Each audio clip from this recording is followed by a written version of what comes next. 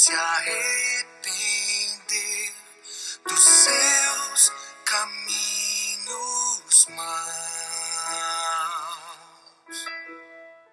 Então os ouvirei e os perdoarei, sararei a terra e suas feridas.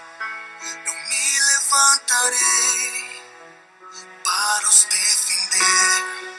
Defenderei o povo que leva o meu nome.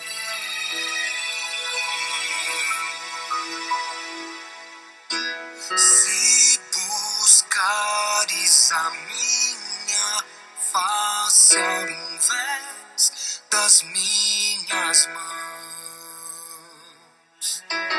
se orares uns pelos outros e não por coisas vãs, então os ouvirei e os perdoarei, sararei a terra e suas feridas. Eu me levantarei para os defender. Defenderei o povo que leva o meu nome. Então me lembrarei das minhas promessas. Ouvirei as preces e sararei a terra. Seguirei de novo.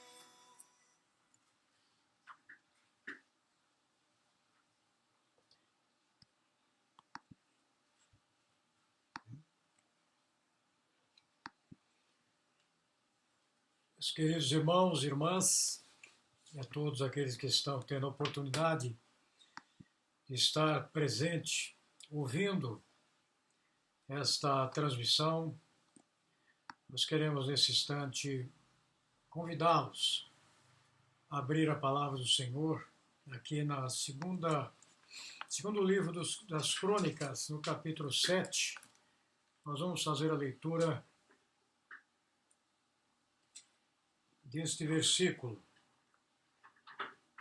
7, verso 14 de 2 Crônica. Diz assim, palavra do Senhor: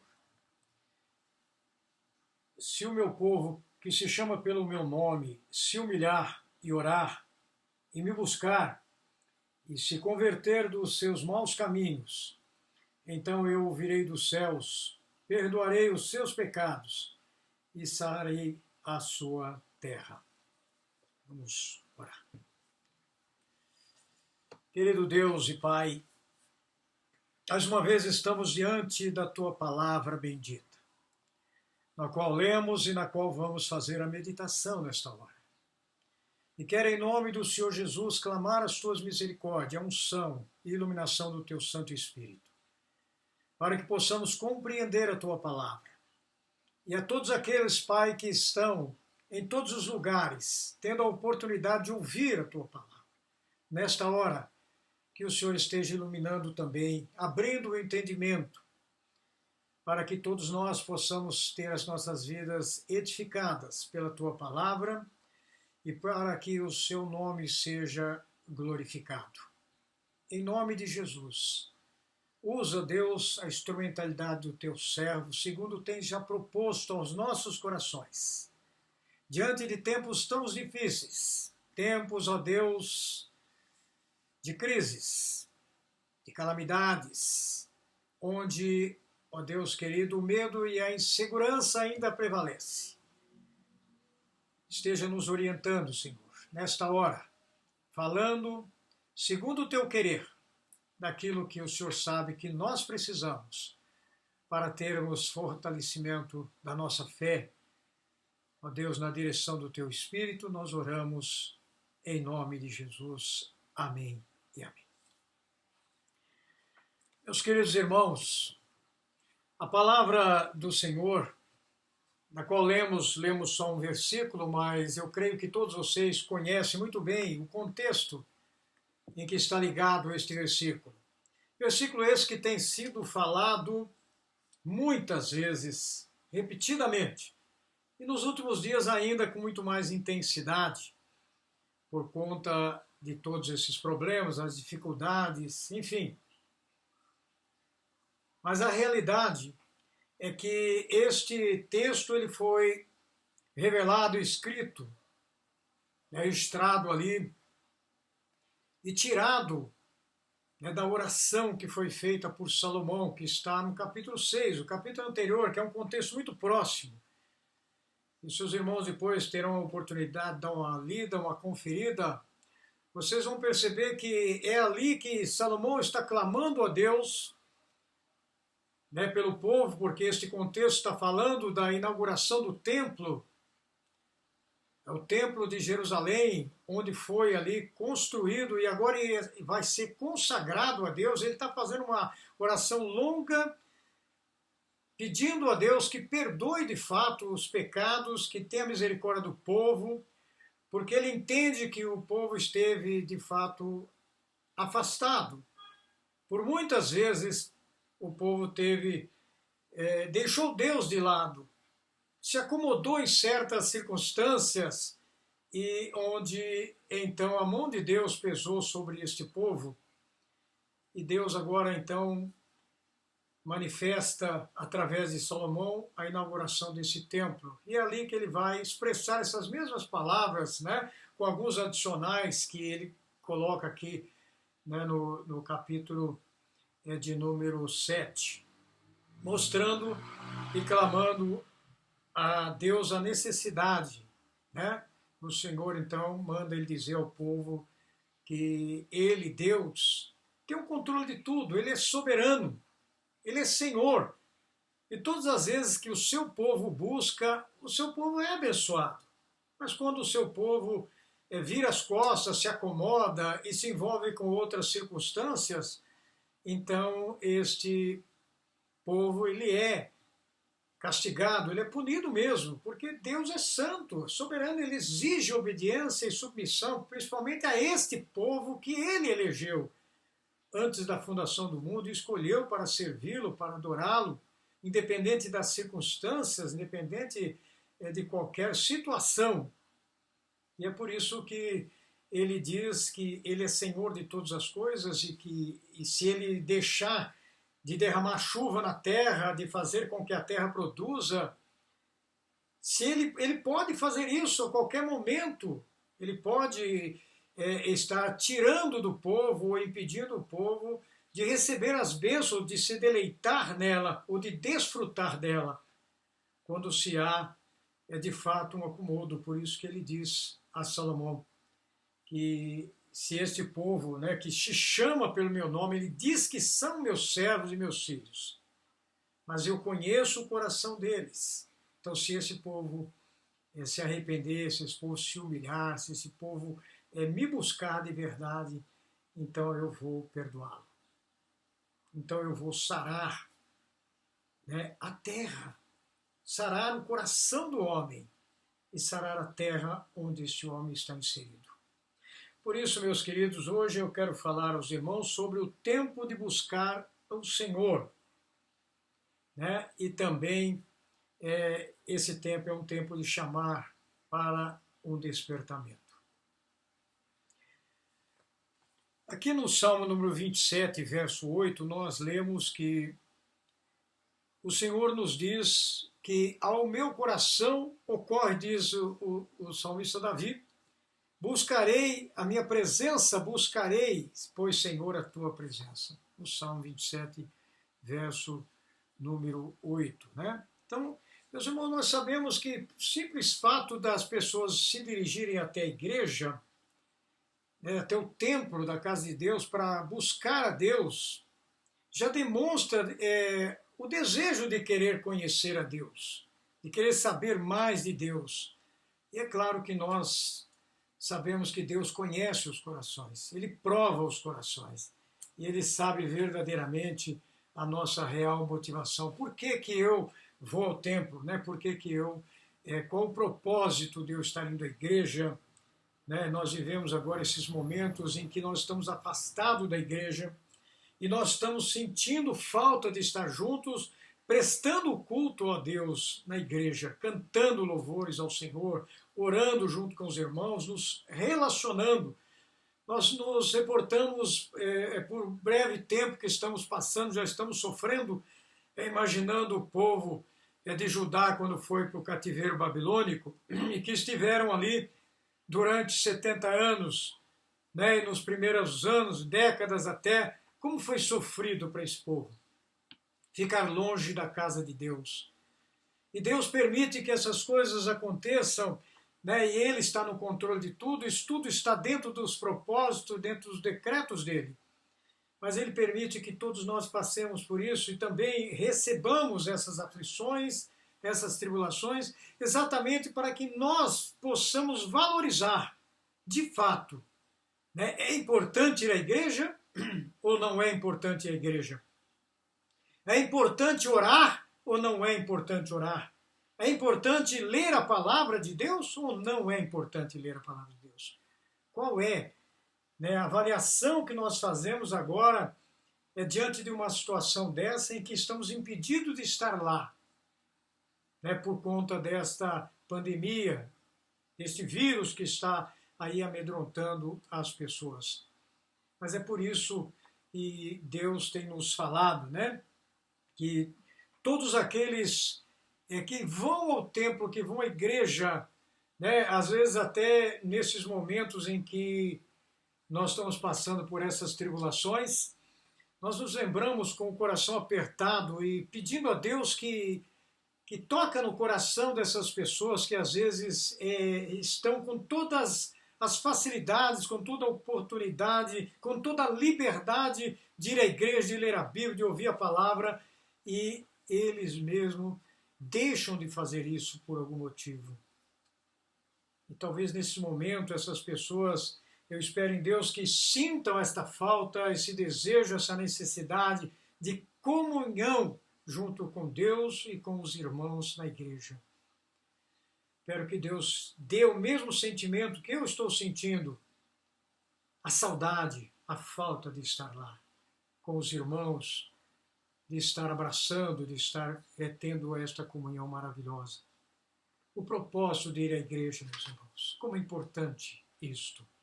Eu lembro do texto que está lá em Oséias, no capítulo número 5, verso 6, eles diz que nós precisamos ansiar conhecer a Deus, buscar a Deus, nunca será o suficiente. Por isso que o profeta diz que precisamos buscar, conhecer ao Senhor e continuar conhecendo ao Senhor. Meus amados, nós devemos ser uma geração diferenciada desta geração que nós estamos vendo hoje aqui no mundo e até no meio evangélico, às vezes nós vemos isso, aquele chamado evangélico, né, uma geração até adúltera, não adúltera no sentido de estar cometendo adultério físico, mas adúltera porque estão cometendo adultérios espirituais, né, através da falta de prática da palavra de Deus. Nós precisamos ser essa geração diferenciada, precisamos ser uma geração que não se entrega à falsidade, não se entrega à mentira. É necessário que nós sejamos, meus irmãos, uma geração que tem as mãos e os corações limpos, porque já fomos lavados pelo sangue de Jesus. E é isso que nos fala, né, o salmista, né, no Salmo 24, verso 4 a 6, quando ele diz, ele mesmo faz a pergunta e ele mesmo responde ali pela inspiração do Espírito, quando ele diz, né, quem é que vai estar na presença de Deus e permanecer na presença de Deus? E ele mesmo responde, aqueles que são limpos de mãos e puros de coração. Por isso que nós temos que ser esta geração, a geração que deseja a presença de Deus, a geração que deseja estar em comunhão com Deus, estar na casa dele, estar gozando desta comunhão maravilhosa com o corpo de Cristo. O Salmo número 42 nos mostra de uma forma bastante singela, mas profunda, esta verdade, quando ele fala daquele animal, da corça, né? Que a corça, ela tem sede pela água, e ela busca ansiosamente esta água, até que ela encontra, e esta água para saciar a sua sede, e também para que ela se banhe nesta água. E ela se banhando nesta água, ela vai se livrar, meus irmãos, dos inimigos que estão querendo abocanhá-la. Por quê? Porque ela vai agora estar limpa, e o inimigo não vai sentir o cheiro que a atrai, o cheiro do pecado, o cheiro da imundícia. E é por isso que nós temos que ser como a corça, desejar a presença de Deus, da palavra dele, que é a água viva, que purifica e que tira todo o mau cheiro da nossa vida e nos reveste do perfume de Cristo. O bom perfume de Cristo, que vai fazer com que o inimigo não se aproxime, vai fazer que todo o mal não se aproxime de nós. Ele vai estar por perto, mas ele não vai se aproximar, porque o cheiro de Cristo vai fazer, este aroma, este perfume de Jesus, vai fazer com que todo mal ou todo inimigo se afaste e fuja de todos nós, os seus filhos. Meus amados, a Bíblia nos diz ainda que nós devemos nos sujeitar a Deus e resistir ao diabo. Tiago, falando isso no capítulo 4, versos 7 e 8, ele diz, se nós nos sujeitarmos a Deus, a vontade dele, a palavra dele, se nós buscarmos esse Deus maravilhoso, ele diz que o diabo vai fugir de nós. O texto fala, chegai-vos a Deus e ele chegará a vós. Purificai as mãos, pecadores, e vós de ânimo doble, purificai os seus corações. Ânimo doble é aquela pessoa que quer ficar na igreja e no mundo.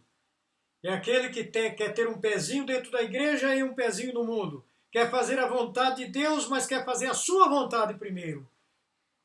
Então, Tiago está alertando isso e mandando com que todos esses que têm esse hábito ainda, que tenha uma purificação do seu coração através da palavra de Deus, que vai nos levar ao arrependimento, ao reconhecimento do nosso erro, do nosso pecado. E quando, meus irmãos, nós buscamos a Deus, a igreja busca a Deus, o resultado não pode ser outro senão a presença gloriosa e manifesta de Deus na nossa vida e na vida da igreja, frustrando assim todos os intentos do diabo, do nosso inimigo, que como leão tenta, sempre rugindo, tenta de alguma forma fazer com que nós não lemos a Bíblia, fazer com que nós não vamos à igreja, fazer com que nós não perdoamos, fazer com que nós, ao invés de amar o nosso irmão, nós o criticamos.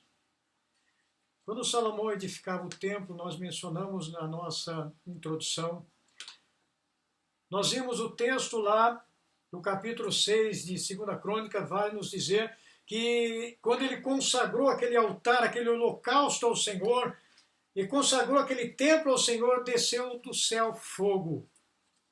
E o fogo que desceu do céu, ele, pela manifestação do poder de Deus, ele consumiu todos aqueles holocaustos. E a presença de Deus, da glória de Deus, se fez tão manifesta e forte neste momento, que nem os sacerdotes que ali estavam podiam entrar na casa. É só você ler 2 Crônica 6, verso 1 e 2, você vai encontrar esta verdade ali. E nós vemos então, meus irmãos, quando a igreja resolve buscar a face de Deus. As bênçãos espirituais são derramadas sobre todos nós, porque nós somos corpo. Todos nós ficamos cheios do Espírito, cheios de Deus, cheios das maravilhas do reino de Deus. Por isso, meus irmãos, nós vemos que tanto na congregação, na consagração do templo de Salomão, quanto no derramamento do Espírito, a expressão encheu-se a toda a casa. É a mesma, porque são bênçãos sob medidas, sem medidas, que são derramadas sobre a igreja.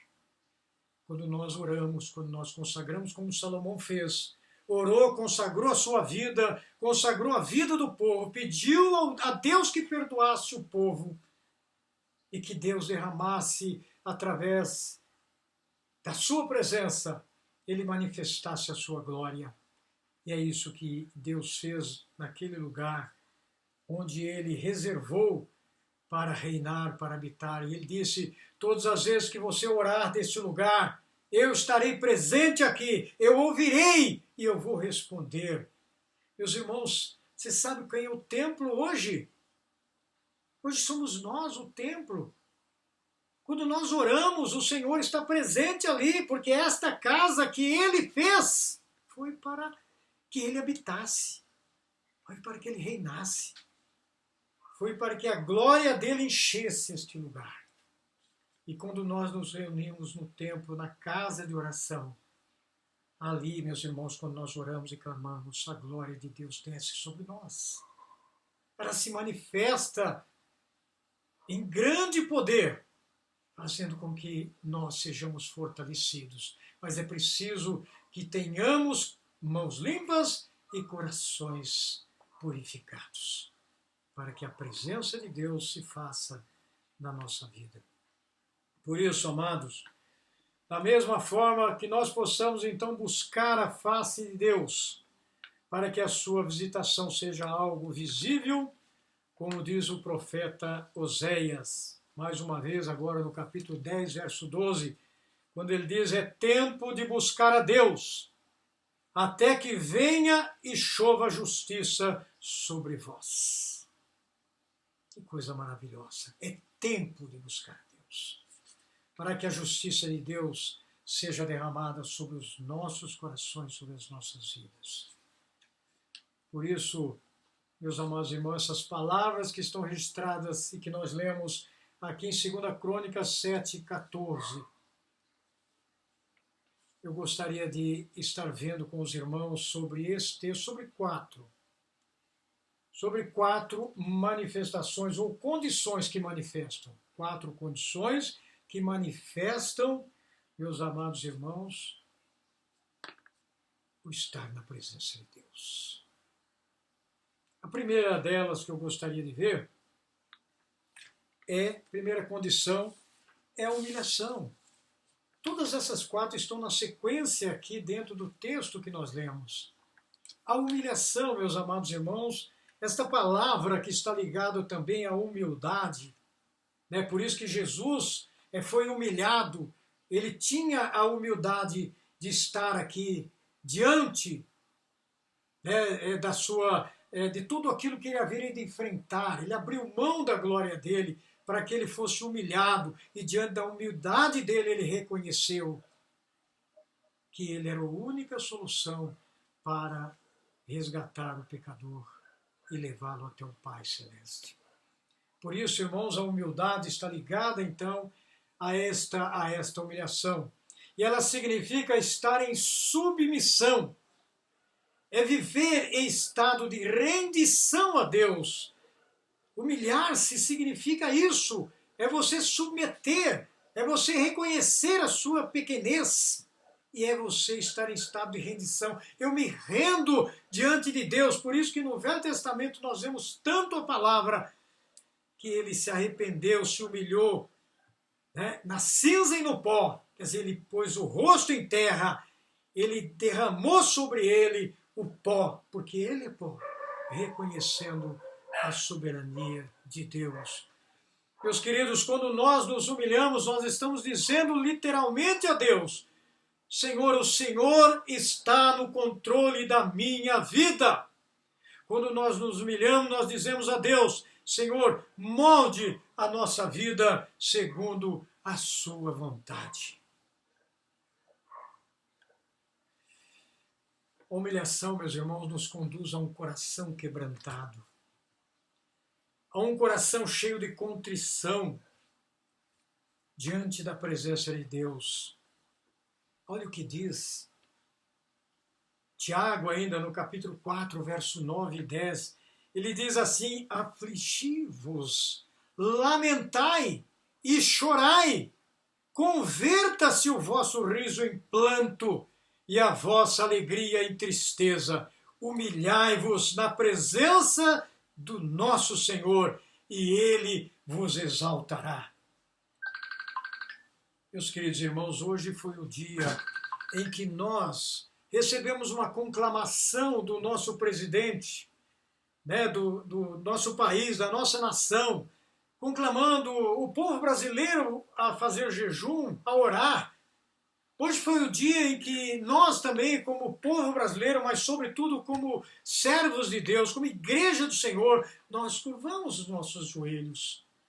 E de uma forma muito singela, simples, nós nos derramamos diante de Deus, porque nós entendemos, não só pela calamidade que está acontecendo, mas também por ela, mas nós entendemos que nós precisamos ter as nossas vidas mais abençoadas, mais santificadas, mais junta de Deus, mais unido como membros deste corpo de Cristo no amor verdadeiro. Nós buscamos a Deus, sim, que Ele abençoasse e abençoe o nosso presidente, a nossa nação. Nós oramos a Deus por isso, nós clamamos ao Senhor, nós nos afligimos porque não é um dia de estarmos alegres por essa situação que está acontecendo. Nós choramos com aqueles que choram, mas também nos alegramos com aqueles que se alegram. E o povo hoje está chorando. A igreja hoje está de joelhos prostradas diante de Deus, chorando para que Deus esteja abençoando, confortando, consolando esse povo, o povo dele, mas também esta nação que ainda não o conhece como Senhor de suas vidas. Nós sabemos que tudo o que está acontecendo é para a glória dele, e tudo o que está acontecendo está diante do decreto dele. Nós sabemos que ele é soberano, mas se agrada a Ele que nós nos curvemos diante dEle. Então afligir, irmãos, humilhai-vos, chorai diante de Deus, com o coração quebrantado.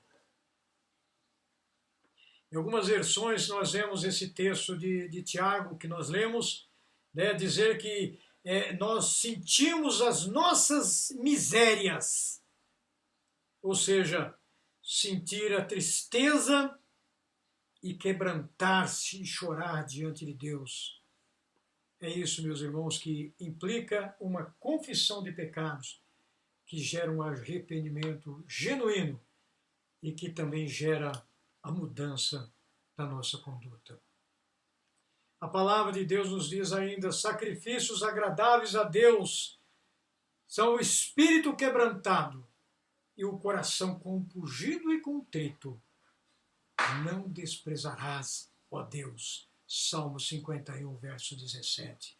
Deus não quer sacrifícios de outra forma, Ele quer o sacrifício vivo, e o sacrifício vivo é de arrependimento. É este que Ele quer, é um espírito quebrantado. Ele quer um coração contrito. Contrito significa arrependido. E Deus não vai desprezar. Quando nós já chegamos à presença dEle, permanecemos ali quando estamos assim, mãos limpas e coração purificado, meus irmãos, significa um coração puro, quebrantado, porque foi lavado pelo sangue de Jesus. O salmista, ainda no Salmo 34, nos diz no verso 18: perto está o Senhor dos que têm o espírito quebrantado e salva todos aqueles de espírito oprimido. É a palavra que está mostrando o que é necessário para que nós, que chamamos a Deus de nosso Deus, nós que confessamos que somos seus servos e seus filhos, nós precisamos nos humilhar, irmãos. Precisamos nos curvar diante da majestade e soberania de Deus todo o tempo, não só agora na calamidade, mas todos os momentos. Porque o que Ele quer de nós é um coração quebrantado. O que Ele quer de nós, meus irmãos, é esse espírito oprimido, é esse homem que tem o seu coração contrito e com a capacidade de reconhecer o seu pecado. Jesus disse ainda em Mateus 23, 12: Ele diz: quem a si mesmo se humilhar será exaltado. Aquele que se humilhar por minha causa, por causa do meu reino, eu o exaltarei. Mas ele diz ainda: aquele que se exaltar, então eu o humilharei. E ainda quando Jesus profere o seu grande sermão do monte, ele diz no capítulo 5, verso 4, que bem-aventurados são aqueles que choram, porque serão consolados. Chore, meu irmão, pelo seu pecado. Humilha-te. Chore, meu irmão, chore, igreja, por um avivamento a começar da sua vida. Chore por esta nação, porque se você não pediu avivamento para você mesmo, se você não pediu avivamento para a sua família, se você não pediu avivamento para a sua igreja, você não pode pedir o avivamento para esta nação. Esta é a primeira condição. Humilhai-vos diante de Deus. Mas a segunda condição é a oração.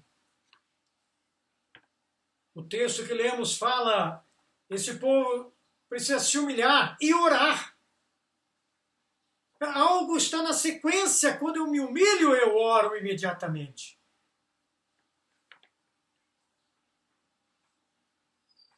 Você pode até lamentar, ficar lamentando com os homens, com os irmãos, com outras pessoas, chorar copiosamente diante dos homens. Mas se você não chegar diante de Deus e confessar, eu não estou dizendo que você não pode compartilhar com o seu irmão.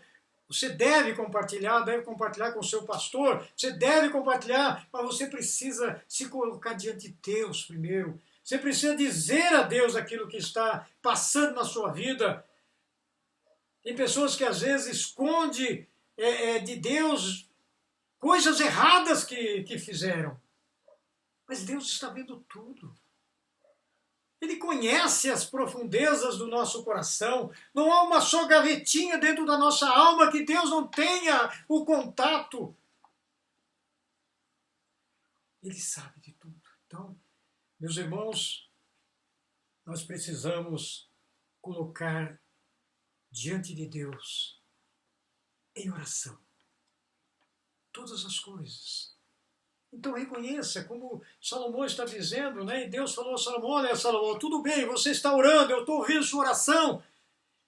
Eu já derramei a minha glória sobre o templo, sobre o coração desse povo, mas esse povo está em pecado ainda. Mas eu digo a você que se esse povo se humilhar, esse povo que é meu povo, eu não estou falando para o mundo inteiro, eu estou falando para o meu povo. É para a minha igreja que eu estou falando. Se humilhar e orar a mim, é isso, meus irmãos, que nós precisamos entender. Orar é muito mais do que conversar com Deus, meus irmãos. É uma questão de fé. E não é uma fé que você encontra em algum lugar. Não, esta fé é dom de Deus. Ele já deu para você. Por isso que é a igreja que tem que orar. Por isso que é você que já recebeu o dom da fé. O dom de Deus. Para você poder se achegar a Ele e reconhecer que Ele é seu Senhor e que você é seu servo. A oração, meus irmãos, se estabelece quando resolvemos ter uma conversa e um relacionamento sincero com Deus. Ele sabe quem somos, mas nós às vezes relutamos em chegar até Ele. Vemos que a igreja primitiva se reunia em comunhão e oração por 50 dias, meus irmãos, antes da Páscoa, até a presença do Espírito, meus irmãos. Eles oravam constantemente, homens e mulheres ali, até ver a manifestação do poder de Deus na vida deles. Vejam, quando você olha Atos dos Apóstolos, no começo da igreja, olha como a igreja fazia. Eles oravam todo dia, eles liam a Bíblia todo dia, eles se reuniam todos os dias. Aqui, às vezes, nós consultamos a Bíblia, às vezes nós oramos esporadicamente. Às vezes nós vamos à igreja nos reunir com os irmãos somente no domingo. Não fazemos esforços. A oração, meus irmãos, ela nos leva a ter com Deus esta comunhão, a ter com Deus esse relacionamento, sempre de submissão, sempre de humilhação, mas sempre sentindo a presença soberana dEle, poderosa dEle na nossa vida, que nos traz a motivação para adorá-lo, para estar indo à igreja, para pregar o Evangelho, para orar pelo nosso presidente, para orar pela nossa igreja, para orar pela nação, para jejuar, para que Deus, em sua infinita graça e misericórdia, se assim for o seu propósito, o seu plano eterno, Ele opere na vida desta nação, porque nós sabemos que feliz é a nação que tem por Deus o Senhor. Meus queridos, aqueles homens e mulheres não estavam buscando ali no começo da igreja bênçãos para os seus próprios interesses, mas eles buscavam a bênção de Deus e a comunhão de Deus através da oração. Ele não estava orando para pedir coisas, ele não estava orando para pedir benefícios, mas ele estava orando para estar gozando da comunhão de Deus. Porque eles sabiam que esta comunhão com Deus é imensurável, é algo tão grandioso que nossas palavras não conseguem expressar a grandeza e a sublimidade de estar na presença de Deus a cada dia, a cada momento. Eles estavam ali, meus irmãos, não procurando bênçãos, mas eles estavam ali orando para que o Senhor os revestisse do poder, para que eles pudessem ser bênção na vida das outras pessoas. E se eles pudessem ser bênção na vida das outras pessoas, é porque eles estavam sendo abençoados. Eles não estavam ali realizando reuniões para tratar melhor estratégias para os trabalhos, mas estavam ali reunidos para fazer a vontade de Deus. Às vezes a gente se reúne tantas vezes para estrategicamente, como é que nós vamos fazer o evangelismo, como é que nós vamos fazer? Deus falou ir pregar o evangelho. É tão simples. Às vezes nós cometemos um erro e não queremos perdoar o nosso irmão. Deus diz simplesmente: perdoai-vos uns aos outros. Deus me deu um dom e eu estou me sobressaindo. Deus disse: aconselhai-vos mutuamente uns aos outros. A oração para buscar o poder de Deus, o revestimento de Deus, para que Ele nos use para todas essas coisas. A oração não é para trazer benefício pessoal. A oração que glorifica a Deus e que agrada a Deus é a oração de submissão. Aquela que se submete a Ele e à vontade dEle. E a vontade dEle é que você ame, que você perdoe, que você obedeça, que você adore em espírito e em verdade.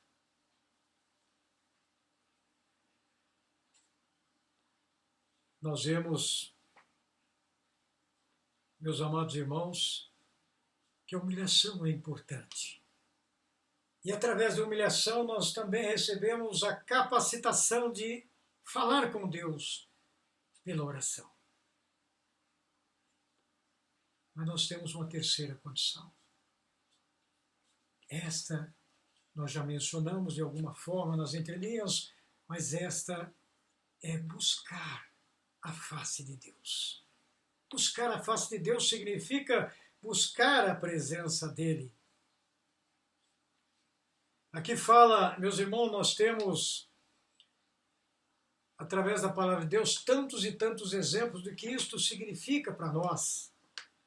Já falamos na nossa introdução que às vezes vamos à igreja, o simples fato de ir à igreja buscar a Deus, isso implica em dizer que nós, que vamos até uma igreja, queremos conhecer a Deus, mas não quer dizer que nós o conhecemos. Porque Deus conhece o nosso coração. E Ele sabe, irmãos. Mas a Bíblia diz em Jeremias 29:13, ela fala: buscar-me-eis e achareis, quando me buscardes de todo o vosso coração. Então buscar a Deus, irmãos, precisa ser de coração, precisa ser de alma, precisa ser da profundeza e da singeleza das nossas vidas, da sinceridade. Buscar a Deus, eu vou à igreja, qual é o meu propósito de ir à igreja? Qual é o meu propósito de pregar o Evangelho? Qual é o meu propósito de perdoar o meu irmão? Qual é o meu propósito de estar sentado com o meu irmão, aconselhando ele naqueles momentos difíceis? Qual é o meu propósito de estar ali chorando com aquele irmão? Meus irmãos, buscar a Deus a cada instante com todas as nossas atitudes, não é somente dentro da igreja, mas em todos os lugares. O profeta está dizendo, se você me buscar de todo o seu coração, do fundo da sua alma, aonde você estiver, você me encontra. Deus habita em nosso coração, através do Espírito Santo, do Deus Espírito, mas nós não podemos nos enganar a nós mesmos, irmãos, e achar que Deus está habitando aqui dentro de nós, se nós tivermos um coração impuro, se nós tivermos ainda uma vida de oração egoísta, se nós tivermos uma vida ao invés de humilhação, de altivez.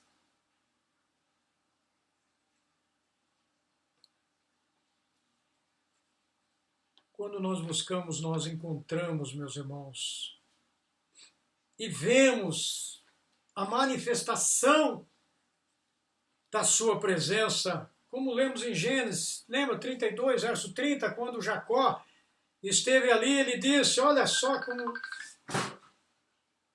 pelo que Jacó chamou ao lugar Peniel, dizendo, porque vi a Deus face a face, e a minha vida foi salva. É claro que este face a face não é na pessoa de Deus, mas ele está dizendo que ele viu a Deus ali naquele momento, e ele estava num deserto. É por isso que é preciso, meus irmãos, para expressar essa intimidade com Deus, expressar, meus irmãos, esta comunhão com Ele, é preciso que você realmente esteja com o coração contrito, arrependido, humilde, cheio de humilhação, para se achegar na presença dEle. Por isso, é tempo de buscar a Deus. É tempo de encontrar a Deus.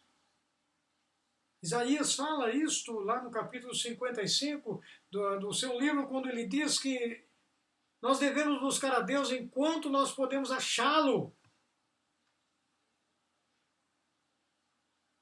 Mas naquele mesmo capítulo, um pouco antes, no início, ele vai dizer que nós devemos buscar na palavra de Deus a água viva que ela é para alimentar as nossas almas e nos fortalecer para que nós possamos estar verdadeiramente na presença de Deus e sentir essa manifestação, esse poder, né, como aqueles discípulos que estavam caminhando na estrada de Cafarnaum, ali aqueles discípulos de Emaús, quer dizer, aqueles discípulos que estavam na estrada de Emaús, caminhando após a ressurreição de Jesus, vocês se lembram bem? Ele dizia, o nosso coração está queimando, está ardendo. Por que está ardendo? Por causa da presença do Senhor na nossa vida. Por causa da presença de Deus. Buscai a Deus. O Senhor diz aqui, através de Salomão, ele diz aqui no livro de Crônicas, que nós lemos, ele fala que você humilha-te, você ora e você busca a Deus. Isso é simultâneo, meus irmãos. Você não vai buscar a Deus em lugar nenhum se você não estiver orando. Você pode estar orando, não precisa estar dentro do templo, porque o templo somos nós hoje, não precisa estar dentro da casa de oração. Você ora a Deus de onde você estiver, mas é preciso, na hora de orar a Deus, você está em humilhação. Você tirar do seu coração todo o egocentrismo, para que o Cristo esteja ali reinando e intermediando como mediador a sua elevação a Deus. Mas há uma quarta condição, meus irmãos. Essa quarta condição é a conversão sincera. Os irmãos podiam dizer, mas poxa, eu já sou convertido. Ora, mas ele estava falando para o povo de Israel. O povo de Israel era o povo dele. Lá no Egito ele tirou aquela multidão de mais de 600 mil homens e mulheres do Egito, junto com as crianças, e simbolizou ali o livramento. O anjo da morte passou e não tocou em nenhum, porque estavam dentro das suas casas protegidas pelo sangue de Jesus, pelo sangue do Cordeiro. Ali simbolizava a salvação, mas nem todos daqueles foram salvos. Por isso, ele está dizendo ao povo, converter. A palavra conversão, meus irmãos, ela é usada para salvação, mas é usada também para santificação. Se no seu caso for de salvação, que você se curve diante de Deus e que você se arrependa, confesse o seu pecado, para que você receba de Deus a graciosa salvação. Se você já é salvo e tem certeza disso, e vive em comunhão com Deus e sente a manifestação da presença dele como um ardor dentro de você, como está queimando, então a conversão para você é a santificação. Porque ela significa conversão mesmo. É voltar da onde você está indo. Você está indo numa direção, de repente você é salvo, mas você não está santificando a sua vida, você não está lendo a Bíblia, você não está indo à igreja, você não está fazendo as devocionais com sua família, você não está intercedendo, você não está pregando o Evangelho, você não está perdoando, não está pedindo perdão quando necessita. Então você precisa voltar, porque você está num caminho errado. Precisa fazer uma conversão e voltar para Cristo, porque você pertence a Ele. Por isso ele disse ao povo dele, ao povo que ele elegeu. Este povo que chama pelo meu nome precisa se humilhar, precisa orar. Precisa me buscar para que ele seja convertido, seja para salvação ou seja para a sua santificação. Por isso, irmãos, quando ele fala de uma conversão sincera do pecador a Deus, ele está falando, obviamente, de algo completo, pleno. Não adianta você falar, eu voltei para Cristo. Não, você era salvo, então santificou a tua vida. Você se arrependeu do seu estado. Isso é genuíno, é verdadeiro. Tem que ser completo esse arrependimento. Ele não pode ser um arrependimento parcial, que eu digo que perdoei, mas não perdoei. Deus conhece a nossa vida. E nós estaremos enganando a nós mesmos, iludindo a nós mesmos, quando poderíamos nos arrepender e dizer, Senhor, eu me humilho. Eu preciso do seu perdão. Eu me arrependo. Faça como Davi. Davi no Salmo 51 diz, quando eu calei, quando eu deixei de confessar o meu pecado, pesava a sua mão sobre mim, esmagou os meus ossos. Ele usa essa expressão. Mas quando eu confessei o meu pecado, diz Davi, o Senhor perdoou.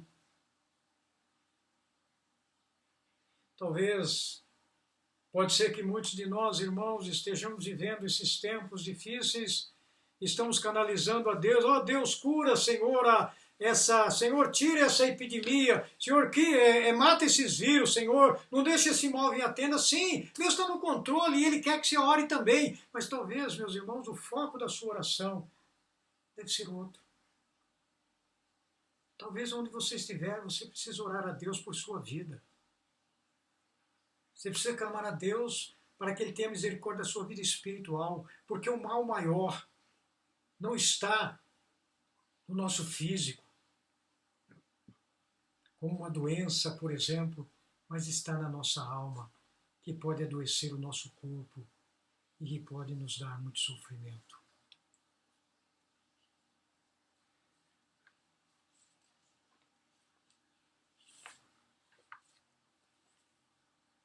Meus queridos, muitas pessoas, aqueles que são eleitos, obviamente serão salvos. Nós sabemos disso. A conversão é a real consequência de quem realmente busca Deus, tanto para a salvação quanto para a santificação. Quem busca Deus de verdade, com o coração sincero, ou ele vai receber a salvação graciosa, ou ele vai ser conduzido a santificar a sua vida. Meus queridos, nós vemos tantos e tantos avivamentos acontecendo, tantos despertamentos, e às vezes alguns posteriores até acontecimentos tremendos, como nós vemos a Reforma Protestante, nós vemos os avivamentos que houve durante os séculos passados, né? Século XVII, século XVIII, quantos avivamentos nós tivemos ali, pessoas que foram quebrantadas, pessoas que se humilharam, pessoas que revolucionaram o mundo com suas orações, com sua súplica, com seu jejum sincero e verdadeiros. A gente pede avivamento, a gente pede despertamento para a igreja, mas esquecemos de pedir que desperte a nossa vida da nossa família, a vida da igreja onde eu estou congregando, a vida do pastor, a vida do conselho, dos diáconos, das nossas irmãs, que Deus desperte, para que verdadeiramente... E como é que nós vamos pedir avivamento, irmãos? Como é que nós vamos pedir despertamento? Como é que nós vamos pedir um despertamento, um avivamento para a nação chamada Brasil, se nós não estamos orando por nós mesmos, pela igreja nesse sentido? É quando nós estejamos mais agora envolvidos na oração, mais envolvidos na leitura da Bíblia, mais envolvidos, meus irmãos, com a igreja como corpo. Vamos pregar o Evangelho. O avivamento começa comigo e começa com você.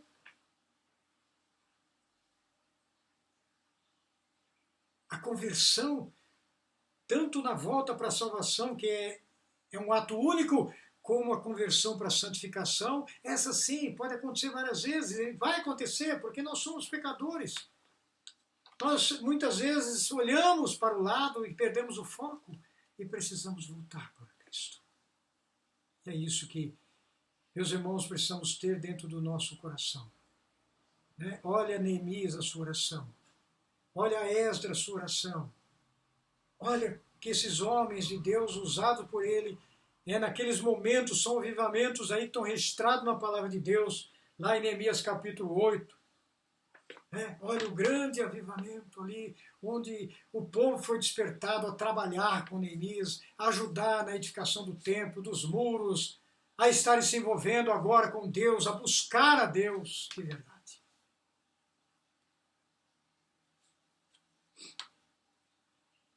Nós temos muitos e muitos outros avivamentos que poderíamos estar citando aqui, mas que não há necessidade de citar.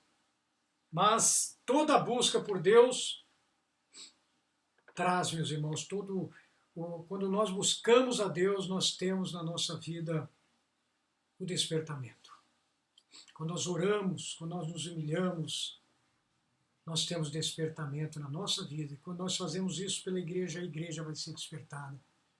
Lembra Calvino quando fez o despertamento que teve lá em Genebra, em tantos outros lugares? Nós vemos, meus queridos irmãos, que o impacto da oração, da humilhação diante de Deus, da busca de Deus que traz a manifestação da glória dele sobre nós, é o diferencial desses despertamentos que foram, meus irmãos, conduzidos através de algumas pessoas e depois muitas pessoas em seguida, que se dispuseram a buscar a Deus de todo o coração, com os seus corações quebrantados e arrependidos. Em todos esses avivamentos houve a presença manifesta de Deus, ocasionando, meus irmãos, sinais e maravilhas. Coisas extraordinárias aconteceram. Mas que, acima de tudo, houve salvação, conversões, santificação, que mudaram a vida das pessoas, mudaram a vida da igreja e, consequentemente, mudaram a vida da sociedade e da nação inteira. Todas essas coisas, meus irmãos, testificam o que está escrito na palavra, que quando buscamos a Deus verdadeiramente, Ele sara a nossa vida e Ele sara a nossa terra. Que Deus, meus amados, nos mostre, primeiro, a nos humilharmos, a orarmos, a buscar a presença dEle, para que as nossas vidas sejam convertidas para a santificação,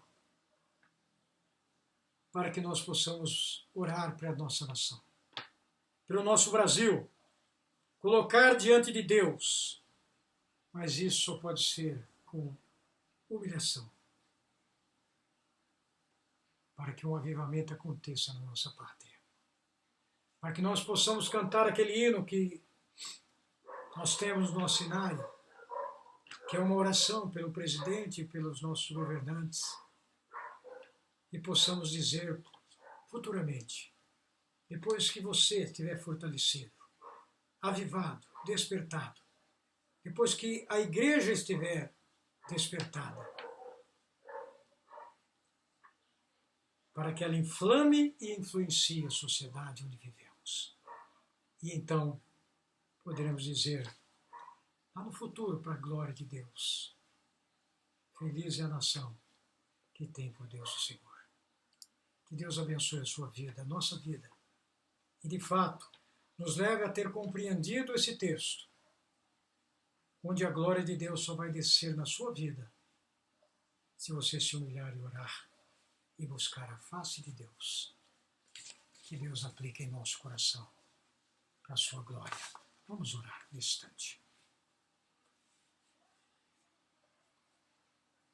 Senhor Deus e nosso Pai, queremos em nome de Jesus expressar a Ti a nossa gratidão, Senhor, sobretudo pela salvação que nos deste em Teu Filho Jesus. Também pela Tua palavra que tem, Senhor, vindo ao encontro do nosso coração. A Tua palavra que nos desperta, a Tua palavra, Deus, que ilumina, que corrige, a Tua palavra que consola e conforta. A Tua palavra que disciplina também quando erramos. Por isso, ó Deus, diante da Tua palavra, diante do Senhor, nos curvamos, nos humilhamos, Senhor. Em oração, Pai, nós Te adoramos e buscamos a Tua presença para que as nossas vidas sejam, Pai, verdadeiramente santificadas, convertidas, Pai, em homens santos como o Senhor quer que sejamos.